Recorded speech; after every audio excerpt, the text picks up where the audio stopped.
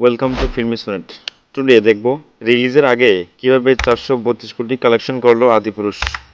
ভারতের অন্যতম বাজেটের ফিল্ম আদিপুরুষ অমরাবতের পরিচালনায় মহাকাব্য রামায়ণ অবলম্বনে তৈরি হয়েছে আদিপুরুষ।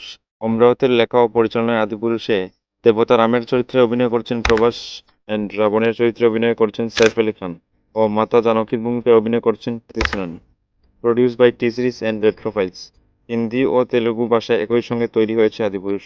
16 জুন সিনেমাটি মুক্তির তারিখ ধার্য করা হয়েছে হিন্দি, তেলেগু অ্যান্ড তামিল ও মালয়ালম কানাডা ডাব করে। 500 কোটি বাজেটের এই আদিপুরুষ সিনেমাটি মুক্তির আগে তুলে নিয়েছে 432 কোটি।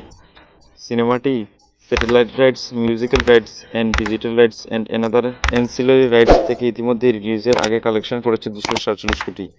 তাছাড়া মিনিমাম গ্যারান্টি হিসেবে সাউথের সিনেমা হল থেকে তুলে নিয়েছে 182 কোটি। এটি প্রায় 85% বাজেট রিকভার করে ফেলেছে before release. Film critics and business ডিরেক্টরদের ধারণা অনুযায়ী আদিপুরুষ মুক্তির প্রথম দিনেই বিগ ওপেনিং নেবে। সিনেমাটি শুধু হিন্দি ভার্সন থেকে প্রথম 3 দিনে 100 কোটি কালেকশন করবে বলে মতামত ব্যক্ত করেছেন বিশ্লেষকরা।